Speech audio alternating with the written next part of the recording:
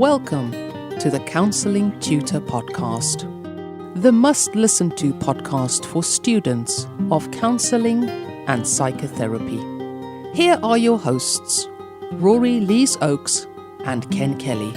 Hi, I'm Rory, and with me, as always, is Ken. How are you, Ken? Exceptionally well. Grateful to be here. We're so grateful that you have tuned in to the Counselling Tutor Podcast to have a listen today. This is episode 192. We've got three topics we're going to be delving into today, starting off with student check-in, where we look at something from a student's journey. And today we're going to be looking at trigger vocabulary of the key theories in counselling. That's going to be an exciting one, no matter what level of study you're at. And in fact, if you're qualified as well, because it's interesting how the key theories of different modalities kind of blend together and become more or less the same thing. We'll be looking at that. Then we go into our brand new slot called Focus on Supervision. And today we're going to be looking at the Supervision Triangle. And then we go into Practice Matters. Practice Matters is where we look into the world of being in practice as a therapist, as a psychotherapist, as a counsellor. And we have a creative arts therapy interview today with Annie Della Prida. Rory did that, and that's a really, really exciting one. You're going to want to stick around for that. But we're going to start off with that student check-in. Rory, the key theory in counselling. I think this is what trips up so many students, the theory, because it can be tricky. Oh, Ken, yeah, I, even just you talking about that has transferred me back to my student days and having to learn effectively a new language. People, I can remember sitting there in the circle many years ago now, and interjected values came up, and it was like, oh, what's this? What's this? Oh, into conditions of worth, And in my experience, I went on to become a lecturer, and in my experience, I think it's one of the things students really struggle with, understanding the key theory, because it's one thing having it taught in class. It's another thing being able to gather that information to be able to put it into an assignment. And all counselling assignments and all counselling assessments at some level need you to have an understanding of key theory and the terms.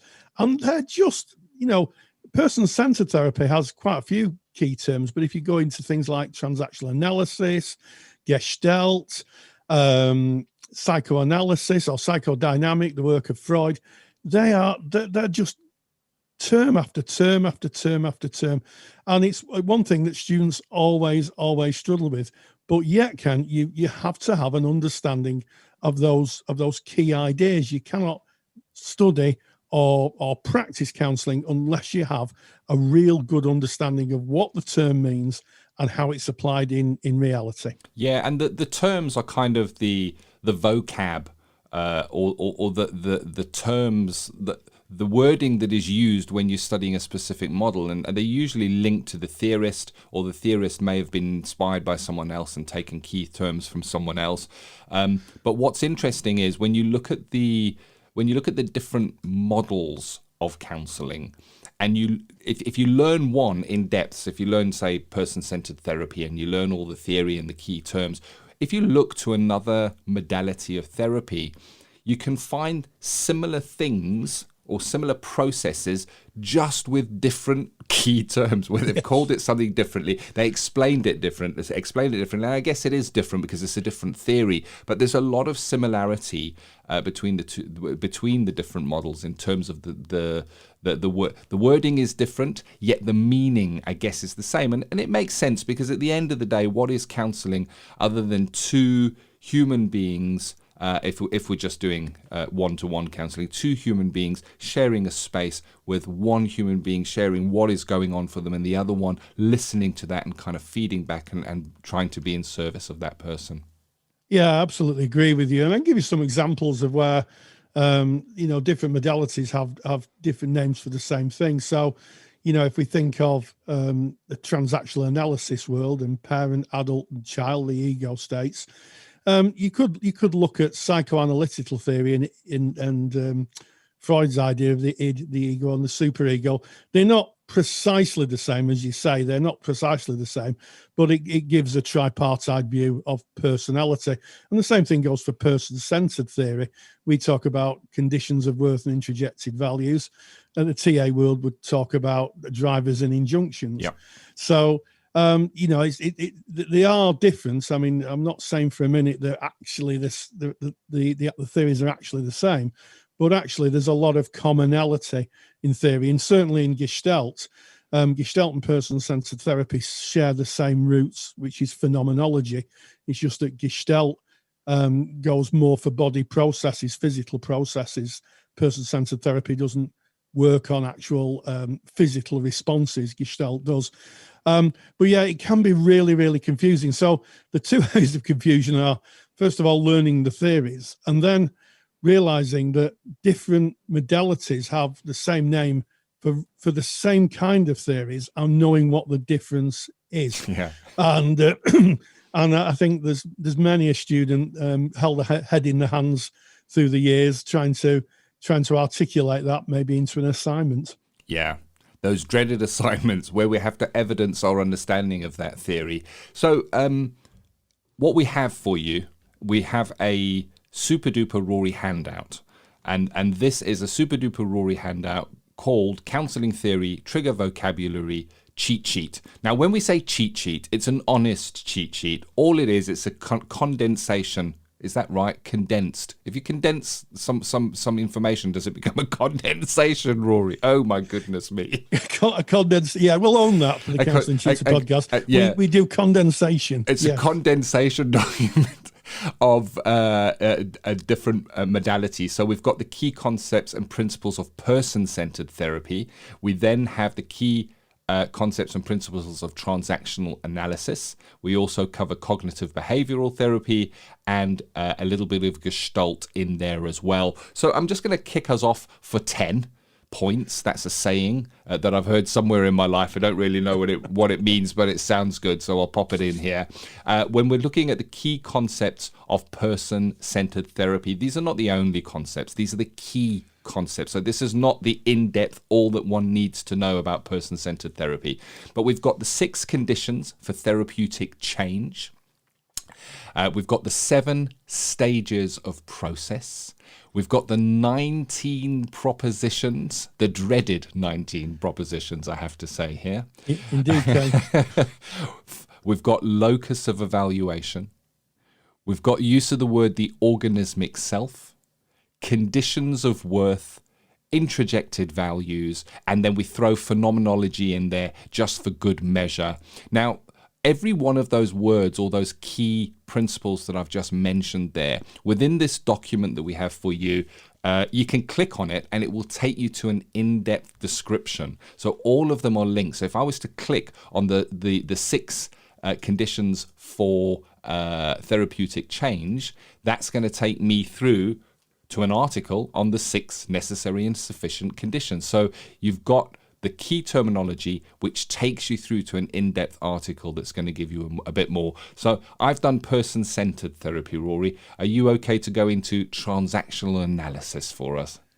Yes, absolutely, Ken. So transactional analysis starts with ego states, and there's the functional and the structural model. So the structural model is parent, adult, and child, and the functional model is how, as a person goes through their day, they live in one of those ego states. So you could start off as an adult, and then you could get really grumpy if somebody cuts you up on the way to work, if you indeed now travel to work in a car.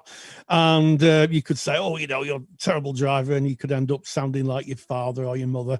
And then you might stop off and get a coffee on the way and get really excited, and you become very childish and think, I'm going to have an extra marshmallow on my latte or whatever they have in coffee houses. I'm not quite sure. I drink tea myself. And then we talk about injunctions and drivers. So an injunction is something that you were told as a child. And then the driver is something that kind of pushes you away from that. So you might be told as a child, don't be well, you're always ill. And the driver may be, I've got to keep fit all the time. And there are a number of injunctions and drivers. I have to say, TA is more theoretically dense than person-centered. Then you have life scripts, stories you create in childhood that then you go on to live out in adulthood. And then you have things like racket feelings, and then you can go on to more advanced ideas of transactional analysis, things like the Cartman drama triangle. So there's quite a few bits of theory there, isn't there, that you have to get a grip of. And of course, the thing is that usually you'd study one model, and then you go on to do a comparative model. You compare them. So you wouldn't have to know all the theory in great depth. However, you need to be able to compare them to the core model.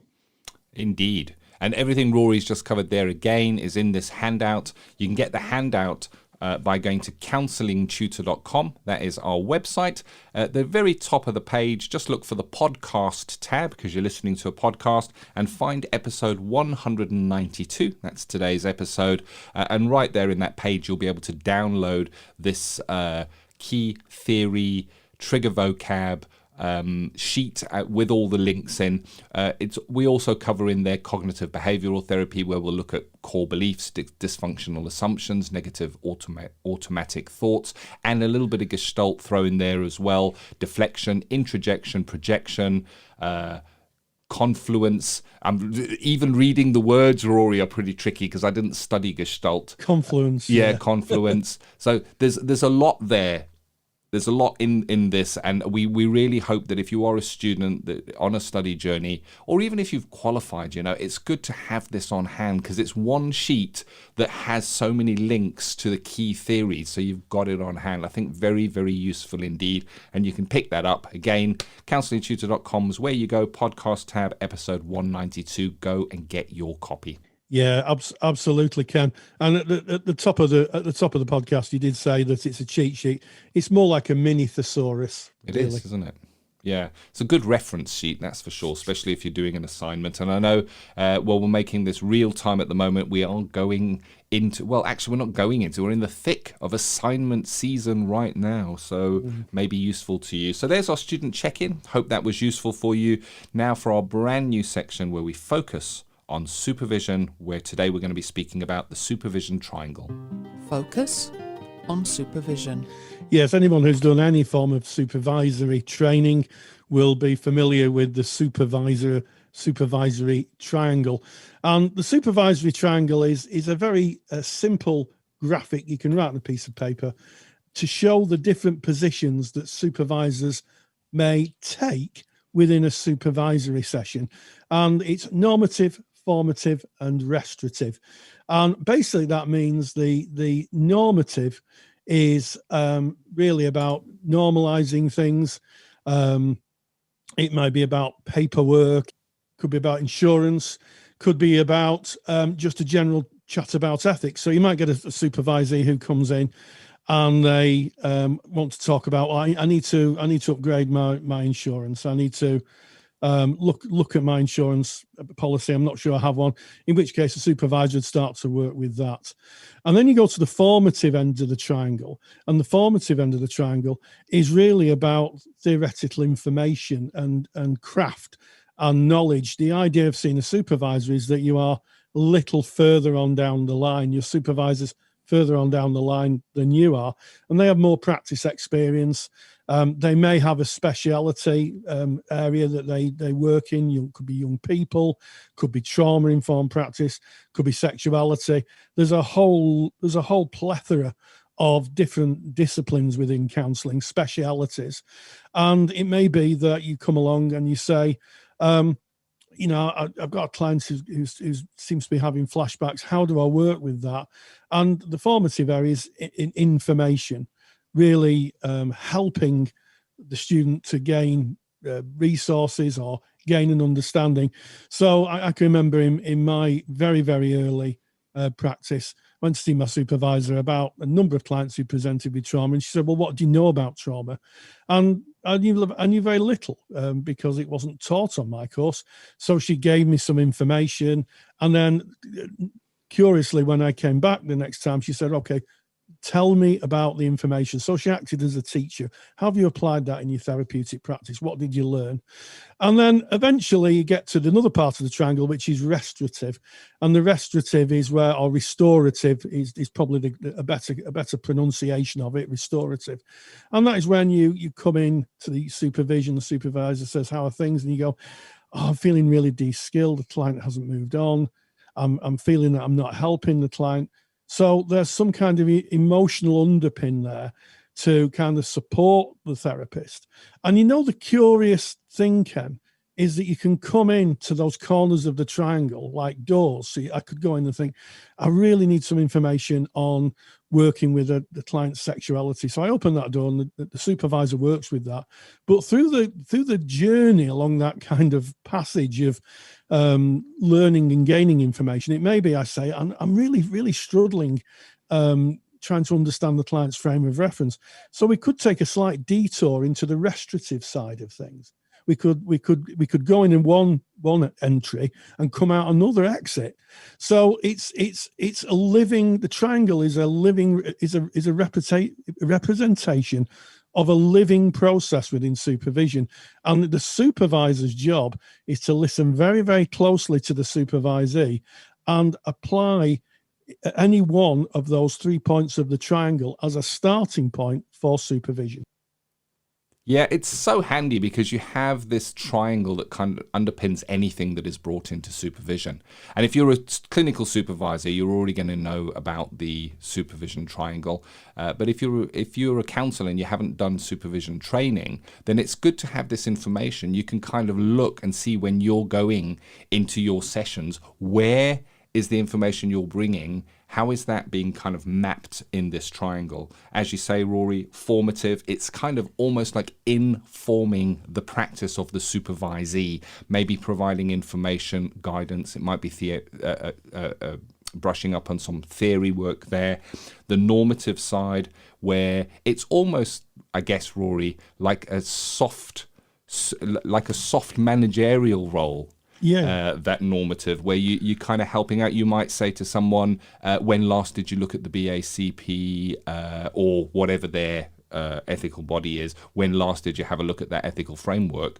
And then, of course, restorative, you're looking after the supervisee themselves. Who are they within the relationship? What are they carrying? And in restorative, it may be elements that stand outside of the client-counsellor relationship as well. It may be something that the counsellor is experiencing their own life, if they're going through a divorce, if they've had a recent loss. It may be looked at in restorative, and that restorative area will not go into being deeply therapeutic. If the supervisor picks up that the counsellor is carrying a lot, they may suggest that the counsellor goes and sees their own therapist, so that there isn't that role confusion. But that falls right there into that restorative corner of the triangle.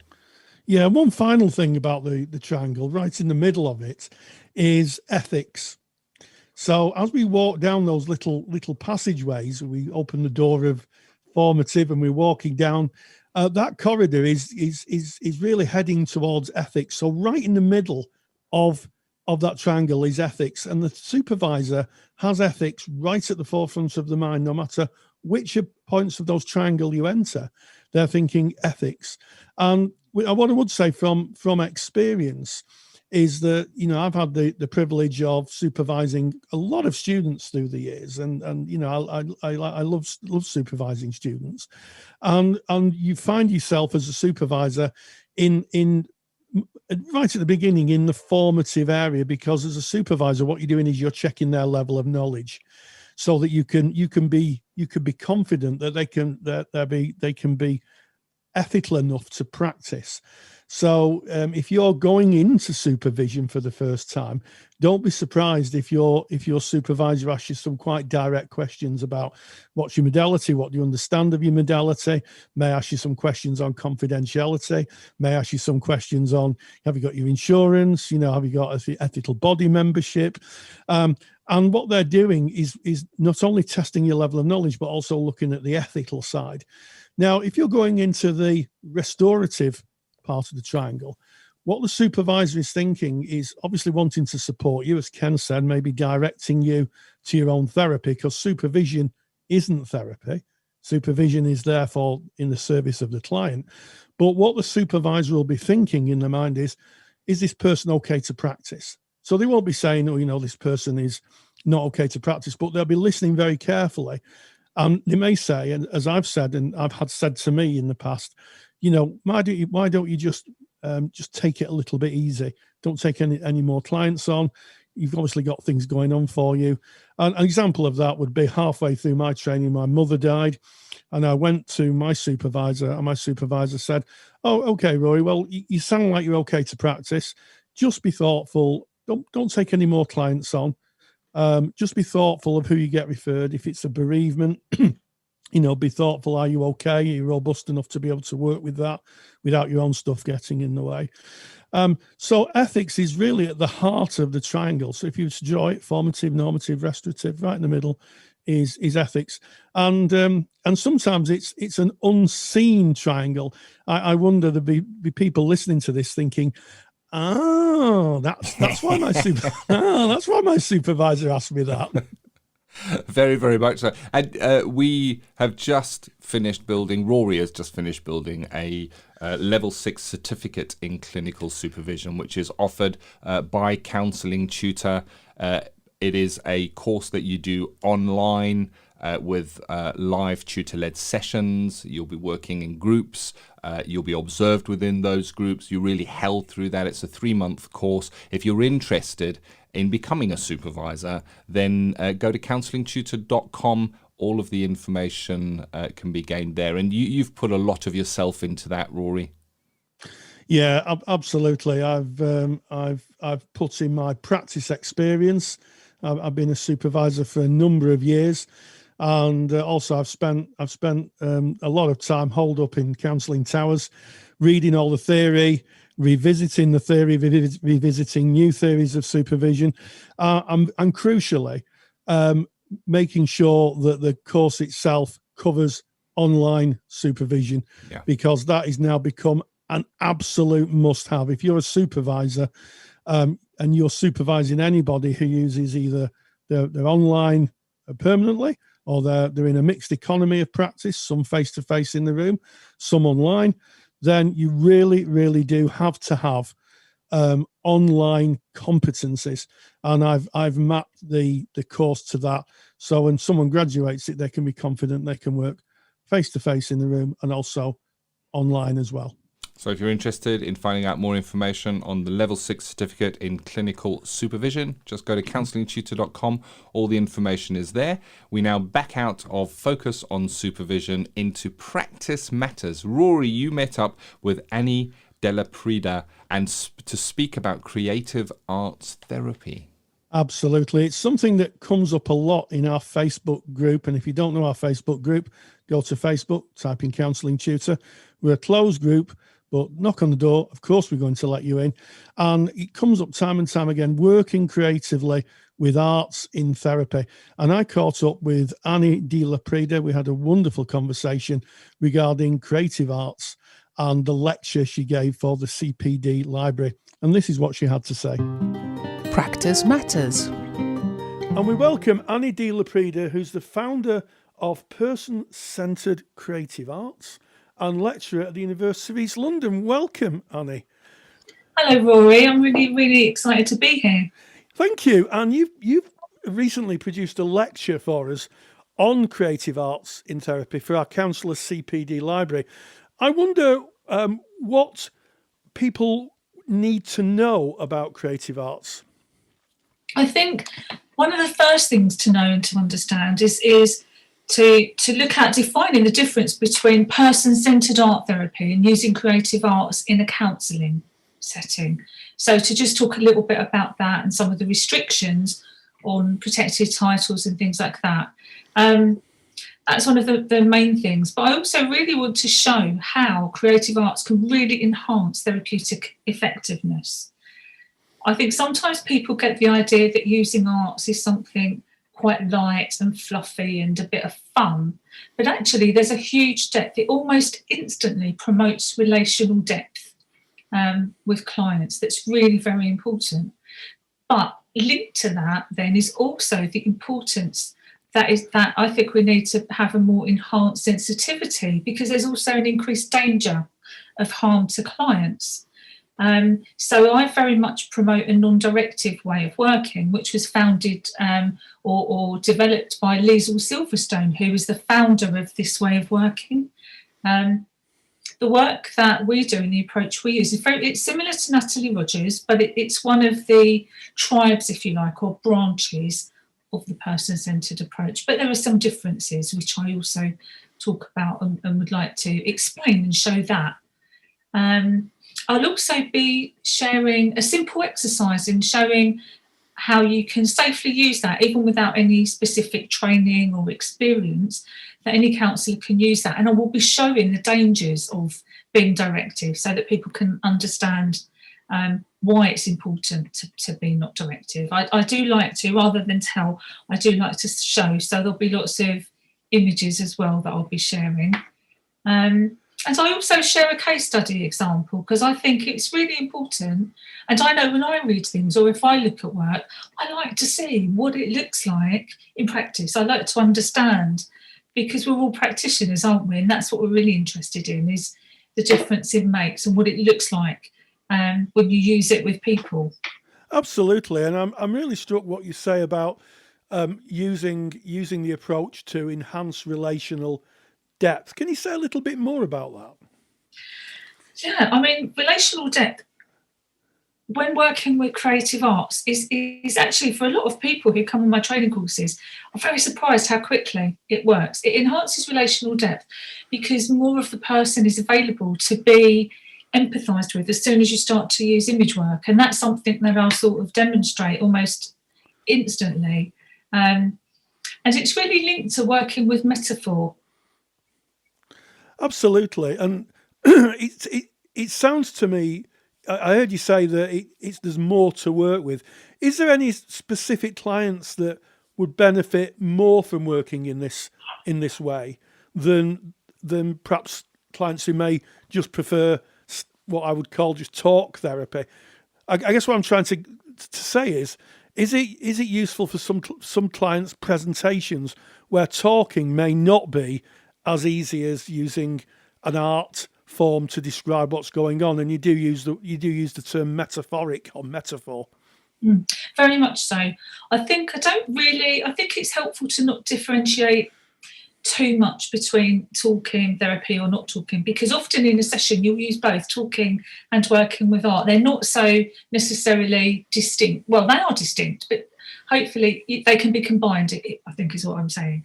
But very much so. For example, particularly with clients who've experienced trauma, it can be very difficult to talk about. It can be really hard to find the right words. So working with creative arts or visual imagery can be really helpful, partly also because sometimes traumatic experiences are stored in parts of the brain that are non-verbal, and so processing them can only be done in non-verbal ways. So there's that sort of category of clients, if you like. But also for clients who are, let's say they have things they don't know about themselves, they want to work a little more with their subconscious or unconscious. Because when you do an image, it's almost like an undifferentiated or a part of the inner world is photographed and put on paper to work with. So more of the client is on paper, if you like, to work with than when somebody's talking. So that's another category of client. I often find with younger clients, particularly teenagers who sometimes can find it difficult to talk, they particularly like to work with art.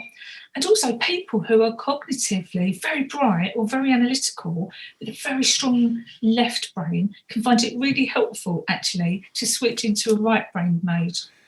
So, but pretty much everyone, in my experience, Rory, really can benefit from working with art. Oh, absolutely. And I think what I'm hearing you say is that it's an interesting perspective for someone who is trained as a Rogerian therapist to talk about that kind of voyage into the subconscious, because traditional Rogerian work, of course, is edge of awareness. But it sounds to me that this could access parts of the client that maybe the client wasn't aware of, and bring it into awareness. Absolutely, but that's why a person-centred approach is so vitally important, because it does deal with edge of awareness, but it also deals with material that is totally out of awareness. If you can create an environment that is free from judgment and interpretation, a client may feel safe enough to recognise that material and to own it and to acknowledge it, integrate it, but they may not. But that's the key. The key is to be able to facilitate in a way that is non-interpretive, non-judgmental, and non-directive. And more so than with words, because when you use words, you're able to filter and to defend yourself verbally. You don't have to say what you don't want to say. When you're working with an image, it's on paper and you don't know what it represents. So there's an extra layer of sensitivity and carefulness that's needed in a therapist. But I'll also talk a little bit about the difference between art as therapy and art in therapy when counselling. Because there is an element of just the doing of it is beneficial to mental health, and the doing of it can be therapeutic. But there are also specific skills you can use for facilitation, and that's really highlights also the dangers and the need for non-directivity, in my view. Yes, and I think you make an interesting point. Although the work may touch on the subconscious process, it's the lack of interpretation and the lack of directiveness that still falls very, very firmly into the person-centred canon. Very, absolutely. So I wonder, you talked a little bit about it's useful for young people. Can you expand on that? How is it useful maybe for young people who may be struggling to kind of articulate themselves? I think sometimes I'm thinking in particular of working with teenagers who can be at that stage where they find it a little bit uncomfortable, or they don't quite know what to say, or they find it difficult to talk to a therapist.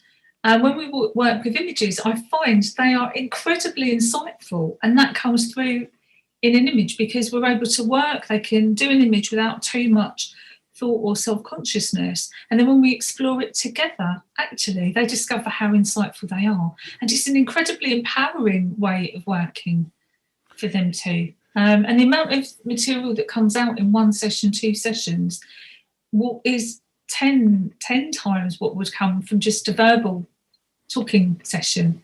Yes.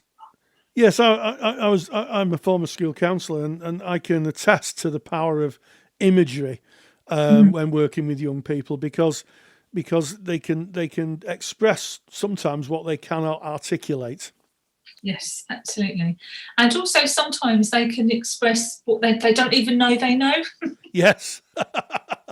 That makes sense? Yes. And that's incredibly empowering for them.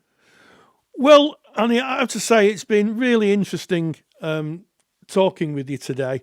I'm fascinated about the creative arts side of counselling, because I think it was Carl Rogers who said of his daughter, it's ploughing new ground, and I really believe that this is the plough of new ground. It brings a whole new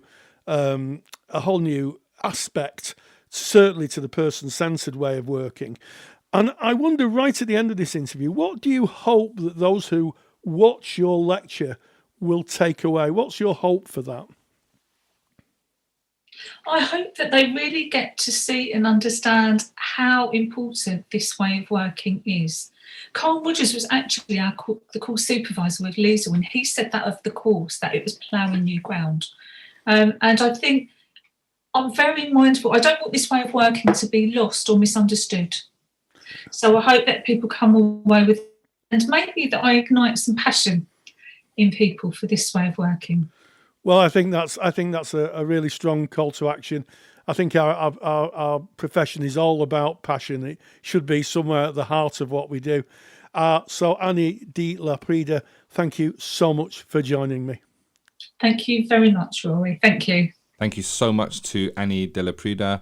and to you, Rory, for hosting that interview.